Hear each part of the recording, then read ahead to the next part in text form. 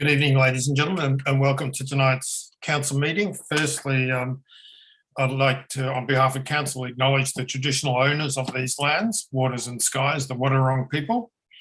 We acknowledge and respect their continuing connections to their lands, waters, skies, culture, and the contribution they make to the life and spirit of our community. We pay respect to their past and present elders and their emerging leaders, and extend this respect to all Aboriginal and Torres Strait Islander peoples.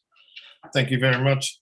Mr. CEO, do we have our officers and councillors? Do we have any apologies for tonight's meeting? Mr. Mayor, we do have an apology from Councillor Salter. Thank you very much for that. Item 3, pecuniary interest and conflict of interest disclosures. Councillors, do we have any conflicts of interest? No? I will add that I do have a conflict of interest in regards to item 2020-04661 to 75 Murray Road due to the close proximity to where I live full time. Thank you. Officers, any conflicts of interest? Mr. Mayor, there's no conflicts of interest. Okay, thank you. Item 4, leave of absence. On the 18th of August 2021, the Chief Executive Officer received advice from Councillor Susan Salter indicating that she will be taking a leave of absence from Council from the 26th August 2021 for a period of approximately 8 weeks. Mr. CEO, is there anything you'd like to add to that? Or obviously there is a recommendation there. Yeah, no, look, I think we're all aware that Councillor Salter has been working hard to fight an illness over the last couple of months, and she approached me just simply to say that it was time to have a little break to make sure that the recovery is successful. So it's all in accordance with provisions of the Act, and so we just put the recommendation to Council. Thank you, Mr. CEO. Councillors, there is a recommendation there. Can I get someone move the recommendation? Councillor Hewitt. Thank you, Mayor Ebles. I'd like to move the recommendation that Councillor Susan Salter be granted a leave of absence for a period of approximately 8 weeks. I'd also like to move that you, Mr. Mayor, oversee the governance and performance portfolio in Councillor Salter's absence. Thank you. Thank you, Councillor Hewitt. Can I get someone to second that motion? Councillor Grout, thank you. Any further discussion, councillors? If not, all those in favour? Thank you. And certainly, as the CEO mentioned, we certainly wish Councillor Salter speedy recovery, and we look forward to seeing her back as soon as possible. Thank you very much. Item 5, public question time. 5.1, public question status update. There are no public questions outstanding. Item 5.2, public questions. We have 3 public questions tonight. I'll read them out. The first public question is from the QCA. The question, the important draft Ballarat distinctive areas and landscape submission period used to develop a draft statement of planning policy closed last week. Borough officers were assigned to draft as yet an unseen document. It is believed no community input was called upon to contribute to this important planning initiative. No reference is also made in the CEO report tonight. The QCA and many community associations believe this to be an important statement. Can the submission made by council officers be included as an addendum on tonight's agenda for public pursuit and possible comment? The answer to that, the submission cannot be included as an addendum, but council will make the submission available on our website and also upon request. Thank you, QCA. Public question number 2 is from Carmen Bell. Thank you very much, Carmen. The question reads, the monthly planning report at council meetings provides a snapshot of planning activity in the borough, and as such is a valuable document. In the interest of transparency, would council consider adding secondary consent planning permit amendments to enable scrutiny? Carmen, we're going to take that question on notice, and we will be responding to you in writing. Thank you, Carmen. Public question number 3 is from David Kenwood.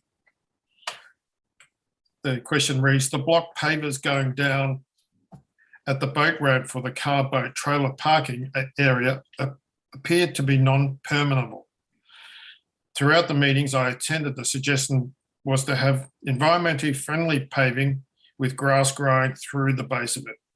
This is suburban supermarket quality and hardly retains the valued green fringe, resulting in more heat bank aspects for the borough. Can the Mayor and CEO explain what happened to the original parking area concept? The answer to the question, the pavers that have been specified are permeable and are a product generally specified for use in environmental sensitive areas such as sites adjacent to waterways. The permeable pavers absorb stormwater, capture oils and sediments, and minimise stormwater surface runoff. Thank you everyone again for your public questions.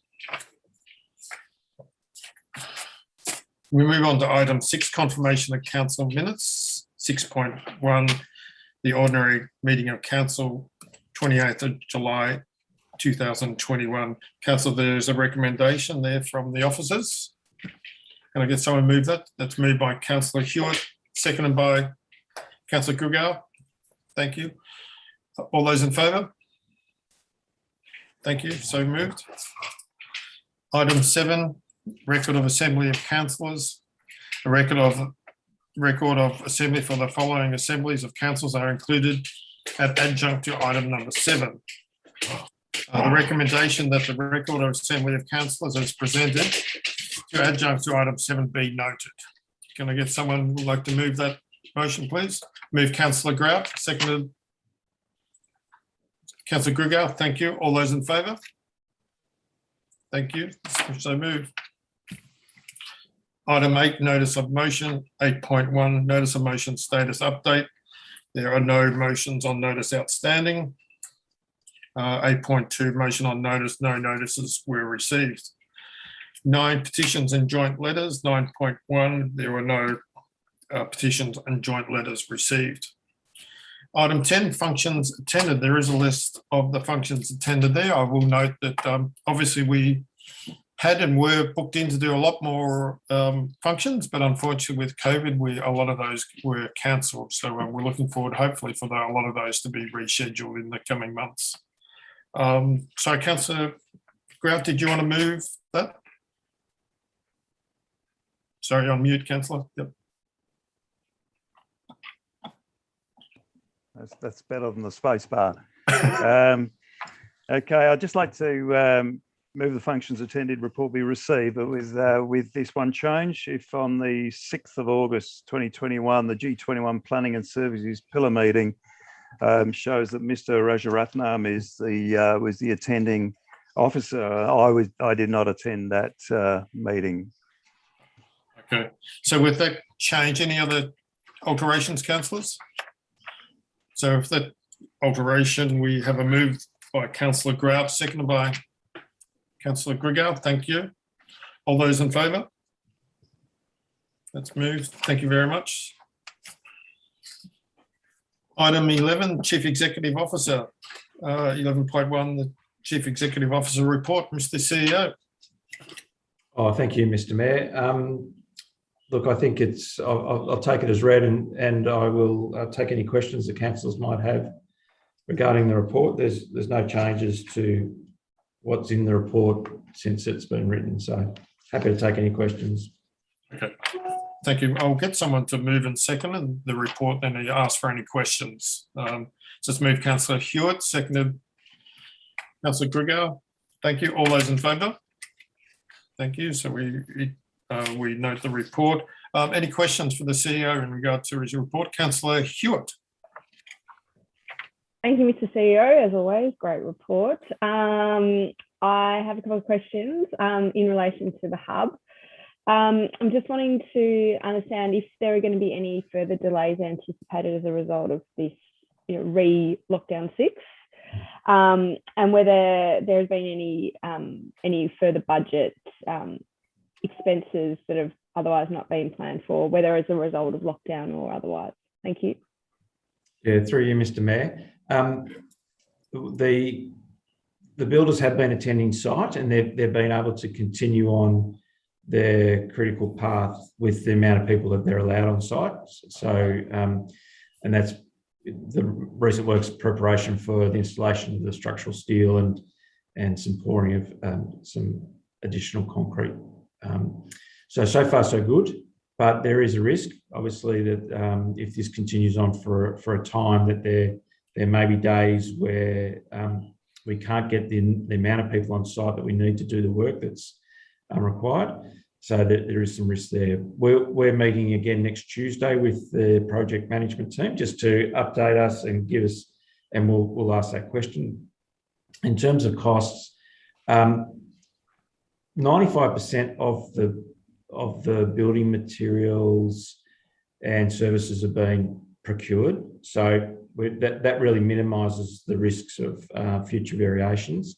But there's always a chance that something might pop up. But we're hoping that at this point in time, with all the latent conditions have been dealt with, as I said, all the materials have been ordered and procured. The advice we're getting is that there'll be no further delays with the materials, and the materials are starting to come to the site now as the next stages of the projects emerge. So hopefully all goes well, but yeah, it's uncertain times. Thank you. Thank you. And Mr. Mayor, if I've just got one follow-on question. Yep. Just in relation to the the Municipal Emergency Management Planning Committee exercise that was undertaken and the improvements that were suggested. I was just wondering whether those improvements will be made prior to the upcoming summer period.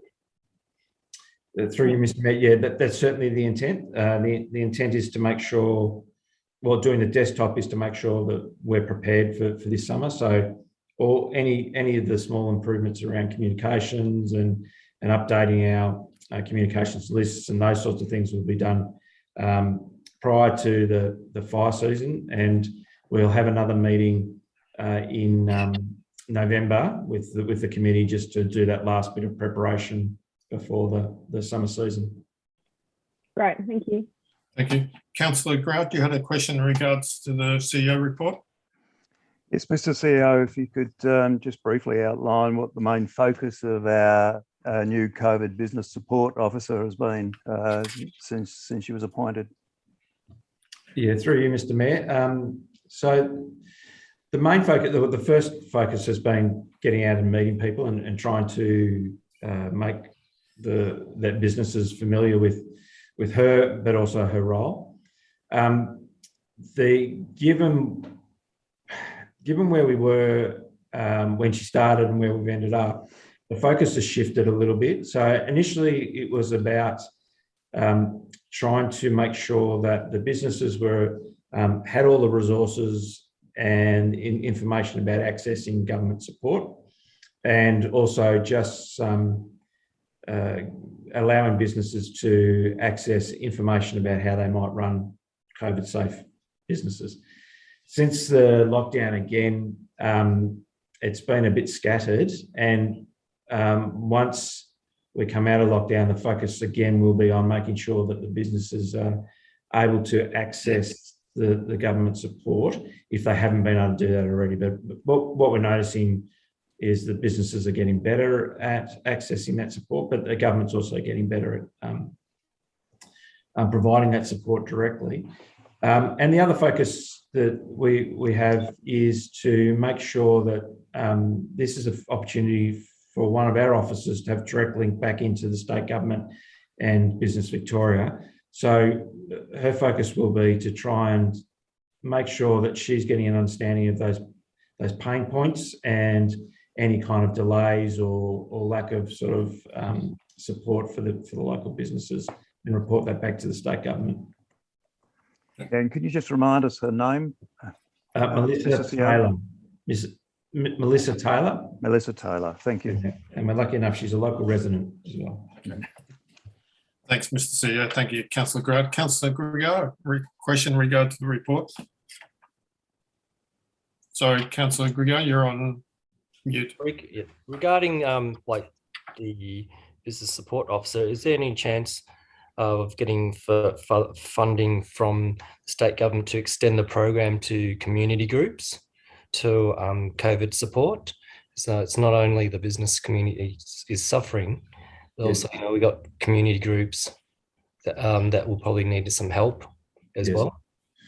That's a good question, Councillor Grigao, and what I'll do is I'll talk to Melissa about either pushing that back up the line or seeing if there's any scope within her current remit to do that. Yeah. Thank you. Thanks, thank you, Councillor Grigao and Mr. CEO. If there's no further questions, we'll move on to item 12, the community wellbeing. 12.1, Queenscliff Social Housing Plan. Did you want to have a vote on? I think we did that before we took questions. Is that correct, Jackie? Yes, I've got the vote. Thank you. Thank you. But thank you for keeping an eye on me, Mr. CEO. Yeah, no, that's I right. certainly appreciate it. No. I think Jackie might have sided with you on that rather than upset you. But you know, it has happened in the past, so it's okay. I'm quite happy for you to check up on me. Thank you. Sorry, Mr. Mayor. That's all right. 12.1, Borough of Queenscliff Social Housing Plan. Over to you, Mr. CEO. Yes, thank you, Mr. Mayor. This is a report that's just follows up an initial report that came to council a few months ago about the document that we've been put together with the G21 regional social housing strategy work. We put this out on exhibition and we received one submission from a local, and we've been able to follow that up and commence some discussions with Homes Victoria and Bellarine Community Health about the opportunities on their site. And in meeting with Homes Victoria, we also talked about the importance of the plan as they continue to look for opportunities to address affordable and social housing in our region. So the submission didn't really recommend any changes to the report itself. We were pretty comfortable with the report, and so we're simply recommending that council adopts that, and it becomes a document that we'll use to advocate and to do any sort of planning we may do around affordable housing in the borough. Okay, thank you, Mr. CEO. Councillors, there's a recommendation there. Would someone like to move the recommendation? Councillor Grigao, second by Councillor Hewitt. Thank you. All those in favour? Thank you. Any questions in regard to this report for the CEO? Councillor Grigao? I'd like a clearer explanation of the difference between social housing and affordable housing. Through you, Mr. Mayor. Look, in short, I just understand that just a few people a little bit don't understand the difference, or is there a difference? Yeah, so affordable housing can include social housing, but it's effectively housing for low-income households, and some of that housing may be under government, or it may be under private, or it may be under some sort of housing association. So, but what it effectively is it recognises that people have an income, but that the income isn't enough to afford your standard residential housing. Social housing is in particular public housing provided by government. So it's a much more regulated environment, and it's dealt with under the Housing Act, and it's built and provided exclusively by either housing association providers or by government. So the real difference there is, I guess, there's two differences. One is about the level of income. So affordable housing, there's some expectation that there's a living wage, for instance, but not a particularly high wage. Social housing could be people who are on welfare or have no access to any income at all. Probably not a great explanation, but it's certainly on page 5 of the report that we do try and set it out in the simplest way we can. Maybe I should take it on notice and provide a bit more of an explanation. But maybe one way of tackling this social issue of affordable housing is to lift the wages of those people. Yes.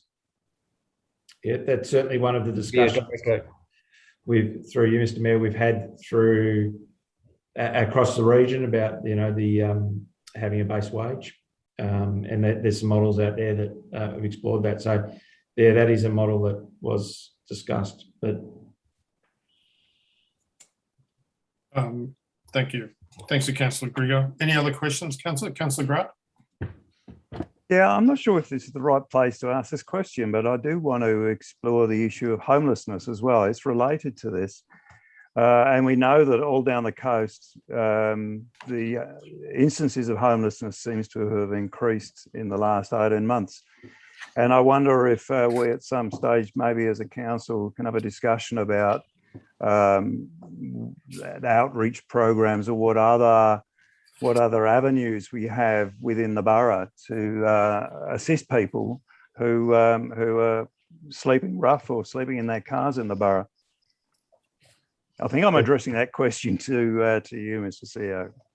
Yeah, thank you, Councillor Grant, and through you, Mr. Mayor. Look, more than happy to have that conversation. I think as you'll notice in the report, we do have the data. Census data does indicate that we do have some homeless people in the borough, which is maybe a surprise for some people, but it's a reality. So we probably do need to do some work, and I think, as you suggested, who we link in with, what agencies, and who we speak to is probably the best way to do that.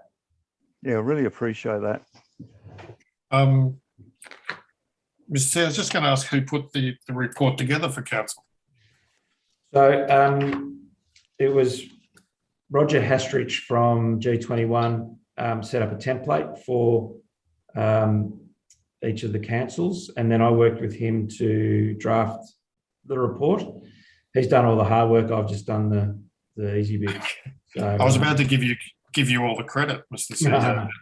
It is an excellent document, and I think it does highlight some of the things that are coming out, like Councillor Grout mentioned about homelessness, that we probably haven't looked at or thought about in the past, that having this document actually brings this out. And I know from a regional approach, particularly down, Polar Bay area and Surf Coast have declared, basically an accommodation shortage emergency down, and Colac Otway as well, about, just finding accommodation for staff, people to work, which makes it really hard for, it's hard enough at the moment for businesses, let alone when they are actually able to open and reopen ready for summer, that they can't find staff because there's no accommodation. So it's a critical document. It is, and through you, Mr. Mayor, not if you indulge me, that our community care workers, as you know, are on the front line in a lot of instances on different sort of issues. But what's been alarming this year in particular is the amount of our clients who have been asked to, their leases are not going to be extended because of the increase in house values in the borough. People have decided now's the time to sell and move on. So we've got 5 or 6 clients who struggle to rent again in the borough, given the rental prices have also gone up. So it's an issue, right, as you say, right across the coastal areas. Yeah. Excellent. Thank you for that. Any other questions or comments, councillors? Thank you. We move on to item 13, local economy. There's no reports to consider. Sorry, Mr. Mayor. Sorry. We do need to take a vote on that one. So we had a mover. It was moved by Councillor Grigor, second by Councillor Hewitt, all those in favour? It's of option 1. Hang on. We're we're voting on option 1, everyone, No, there's only one recommendation there. isn't it? The council adopts the Borough of Queens Oh, Association. yes. Okay, sorry. That's all right. I think you're looking at the appendix, maybe. Appendix, yeah, sorry. Yeah, that's all right. Mr. Mayor, can I just make an observation? So what's happened the last couple, and don't kill me for this, what happened the last couple of items is you've taken a mover and seconder and then gone straight to the vote? Yes, instead of waiting. And instead of voting, yeah. Okay, thank you. So just moving, yeah. So local economy, we have no reports to consider. 14, the environmental sustainability. No reports to consider. Item 15, planning and heritage. Mr. Rajaratnam. Thank you, Mr. Mayor and councillors, and good evening. Councillors, before I start, I'd just like to bring your attention to an error that was highlighted to me by Ms. Carmen Bell this afternoon. If you can go to page 23, you'll find a reference to application 2021-067 5 Beach Street. That particular line item needs to have 2 asterisks in front of it to denote the fact that there are actually several objections to that particular application. It wasn't picked up due to the timing of the report being put together. Going back to the more substantive report, Council, I can take it as read. The numbers this month are fairly steady. The critical items or items of interest really are in relation to new applications received. They're down 50%. And the other point of note is that decisions awaiting review by VCAT have gone from 5 last month to 4 this month. The item that's been finalised at VCAT relates to 25 Alexander Crescent. There was an appeal there against council's decision. And after the compulsory hearing on the 28th, VCAT considered it appropriate to issue the permit. So that reduces our VCAT workload by 1. The recommendation, council, is on page 20, obviously. I commend it to you and I'm happy to take any questions you might have and hopefully have some answers for you. Thank you.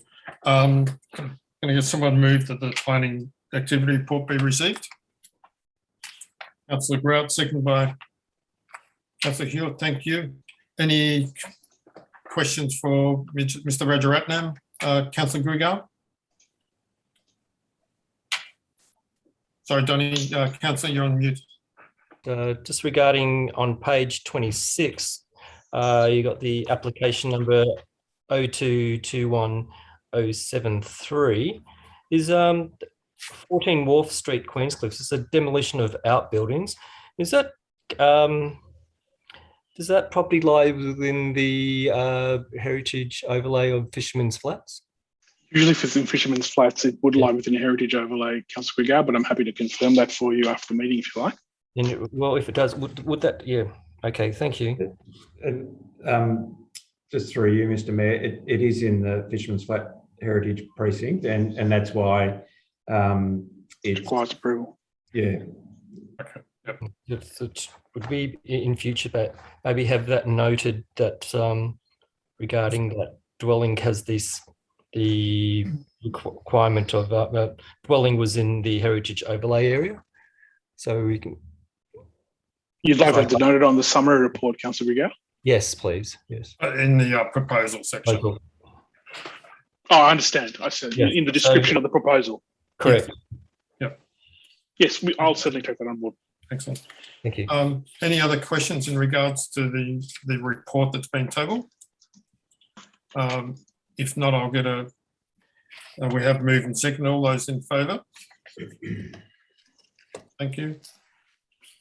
Thank you. Councillor Grout?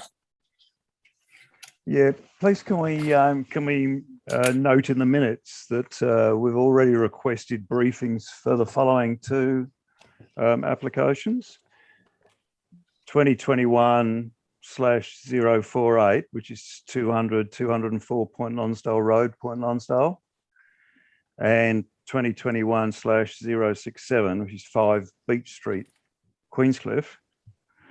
And then I would like to move that we receive a briefing due to community interest in 2021/059, which is 14, the Esplanade Point Lonsdale.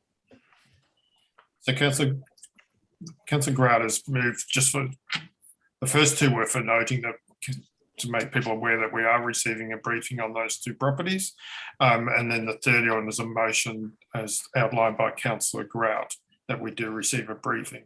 Can I get someone to second that motion? Please, Councillor Grugow, thank you. Any discussion in regard to that motion from Councillor Grugow? Sorry, Councillor Grout? If not, all those in favour? Thank you. Thank you very much, Mr. Rajaratnam and Mr. Grout. Item 16, governance and performance. 16.1, review of council policies. We're handing over to Manager Shannon Maloney. Thank you, Shannon. Thanks for joining us. Good evening all. The purpose of tonight's report is for Council to consider a revised policy, CP 002 Australia Day Awards. The policy was first adopted in 2003 and last revised in 2017, and the purpose of the policy was to set out award categories and the nomination and selection processes for awards that form part of the Australia Day celebrations. As part of the review of the policy and the Australia Day event, council officers noted that over the past few years, there appeared to be a shift in the engagement and participation. Whilst seen as a favourable recognition program, feedback received from stakeholders revealed a desire to move the community awards to another date, which may be seen as more inclusive to the entire community and as well increased participation in the acknowledgement of celebrations of service. The following amendments have been presented to you, and I'll summarise them. Basically, to rename Australia Day Awards to Community Service Awards, remove reference to Australia Day and change focus to community service, change October advertising date to date to be determined, insert a new clause to provide an overview of the makeup of the reference group responsible for selecting award recipients, provide clarity on the selection process, and change the presentation event from Australia Day to volunteer celebrations.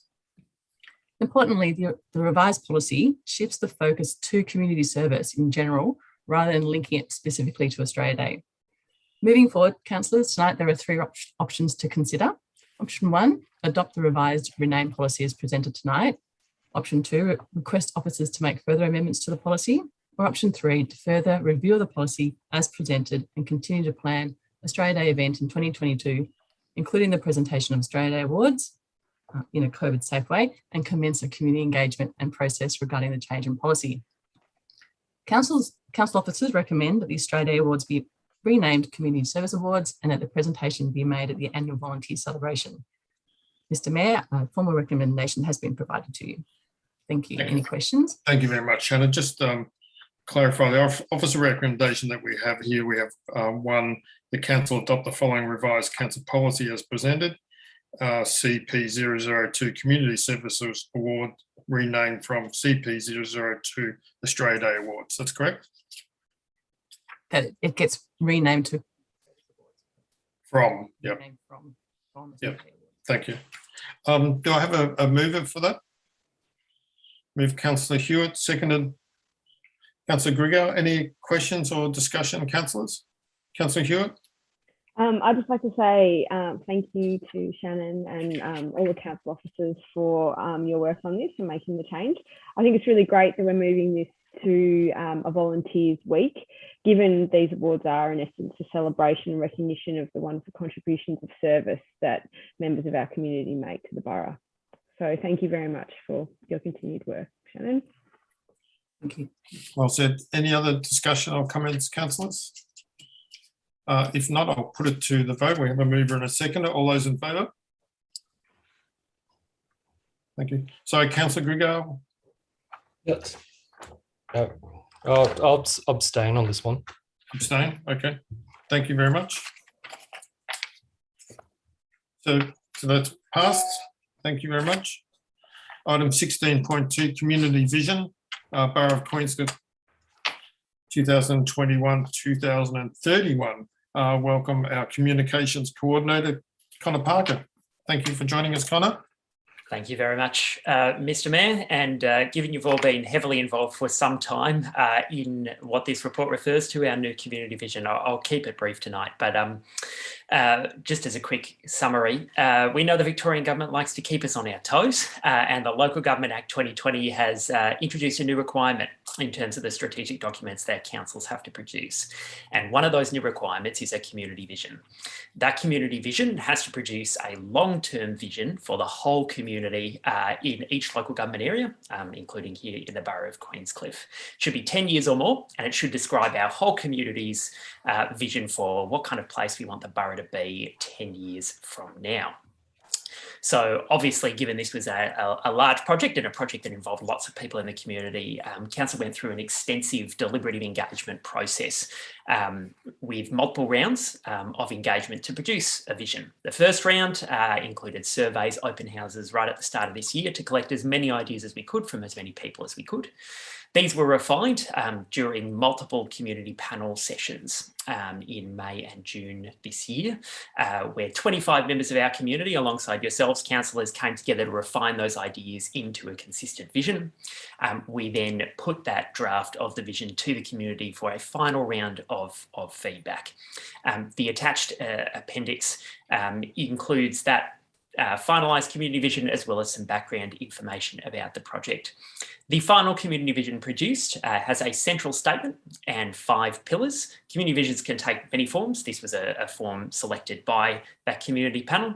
I won't read out the entire community vision, but certainly the central statement, which links it all together, is the borough is a special and restorative place, renowned for its distinctive coast, rich living heritage and vibrant culture. Our community is caring and is welcoming to visitors. We have a deep respect for the Wadawurrung people and are taking action to protect country. A powerful vision statement, and certainly one that was the product of a lot of work by a lot of members of our community and by councillors yourselves. So congratulations in getting it this far. The recommendation is to endorse the vision as presented. Mr. Mayor. Okay. Thank you very much, Connor. Councillors, there is a recommendation there. Could I get someone to move the recommendation? Moved by Councillor Grigger. Thank you very much. Seconded by Councillor Grout. Thank you. Councillors, any discussion or questions for Connor Parker? Councillor Hewitt. Thank you, Mr. Mayor. I just want to say thank you to Connor and the council officers for all their hard work on this. Especially tricky when you throw a few lockdowns in there and having to reschedule from in person and then back online and then continuing to modify through that process to make sure it was as streamlined as possible. You did a terrific job. I'll continue to be so impressed. So thank you very much for continuing to do that. I'd also like to thank all those who participated in the process, also disrupted with the lockdown. So thank you for pivoting and being flexible with the format. We all really appreciate that. And to everyone who contributed, whether through open houses, surveys, separate submissions, or you name it, whatever you did to contribute, thank you very much, because I feel really excited by the vision, as I feel it really captures the essence of what our community wants for the future. And personally, I'm really looking forward to working hard to try and achieve it. So thank you again to everyone involved. Thanks, Councillor Hewitt. Councillor Grout, I think you had your hand up. Yeah, I did, but I think Councillor Hewitt has just very eloquently expressed everything that I would have said. So thank you, Councillor Hewitt. Thank you, Councillor. Any other comments? Councillor Grigger? I'd like to thank everybody that participated in the whole process, but I'd also like to state that our ears are always open to listen to the community on anything that's coming up in the future. So it's not just it's ever not evolving, but we will take on their thoughts continually. Thank you. Yep. Thank you very much, Councillor Grigger. So, councillors, we have a mover and a seconder. All those in favour that we adopt the community vision as presented? Thank you. So moves. Thank you very much. And again, congratulations, Connor, for all the hard work you've done in the community vision. And we're well aware that your job's not yet done because we're still working on the council plan. So thank you very much. To see that you're still smiling. That's good to see. So, councillors, we now move to item 17, authorisation of signing and sealing of documents. 17.1 instruments of appointment authorizations, the EPA Act 2017. There's a recommendation that council note the use of the common seal. Can I get someone, we move that recommendation? Move Councillor Hewitt, second Councillor Grout. All those in favour? Sorry, any discussion? No. All those in favour? Thank you. That's so moved. Questions without notice, 18. 18.1, questions without notice status update. There are no questions without notice outstanding. 18.2, questions without notice. Councillors, do we have any questions without notice? Councillor Grout. Yeah, I'd like to ask a question about the skate park. We've just seen this week a substantial amount of damage done in the skate park, and I'd be interested to know what council operations are proposing by way of repairs and when. Okay. Mr. CEO, over to you. I'm going to defer to Johan on this one. That's Mr. Rajaratnam. Thank you, Mr. Chair. Councillor Grant, the intention is to repair all of that next week, probably bleeding into the following week. We're going to be working very closely with Lend-Lease to try and rectify the majority of the issues as quickly as possible by the end of next week, but I'm aware that there's a couple of other jobs that need to be juggled at the same time, so it may bleed into the following week. Okay. Thank you. Councillor Grigao, you've got a question without notice? Just like to ask, do we have a register of confidentiality agreements or deeds entered into the Borough of Queenscliff, in particular between the borough and the state or federal government? Through you, Mr. Mayor. Yeah, look, we do. It's not a very sophisticated register, but it's simply an Excel spreadsheet that notes any agreements that we have with federal or state government. But yeah, but I can follow up and talk to you a bit further about if you want some more information, Councillor Grigao. Because I'd like to seek the support of council and shadow a motion that will resolve the following: to receive a monthly report at the meeting of council which details the confidentiality agreement signed or sought in preceding month. Also, such agreement to be brought to the attention of the CEO and the mayor prior to any agreement being executed. So what we'll need to do is, Councillor Grigao, we'll need to work with the CEO and put that as a motion on notice for the next council meeting. Thank you. Yep, thank you. Mr. CEO, we will discuss that. Yeah, and I think we just, if you can, Mr. Mayor, just clarify, because I think you all understand the principles of confidentiality. So, yes. Just for the openness and transparency for my fellow councillors, that that we would like to know any of agreements that have been entered by any of the council officers or the council officers, so the other councillors are made aware of it. Yeah, of course. Yeah, so we'll work with you, Councillor Grigao, about how we go about that motion and what it contains for the next council meeting. Thank you. Any other questions without notice, councillors? If not, thank you. Item 19, list of council meetings. We have if required, a planning review on Wednesday, the 8th of September. The next ordinary council meeting is Wednesday, the 22nd of September. Hoping, that we're all back in the chambers again, which would be nice. We thought we were going to be there, but didn't quite work out that way. So hopefully we will do that.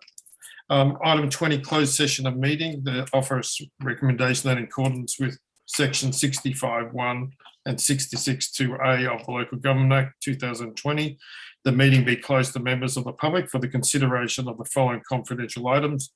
20.1, confirmation of 28th July 2021 confidential council meeting minutes.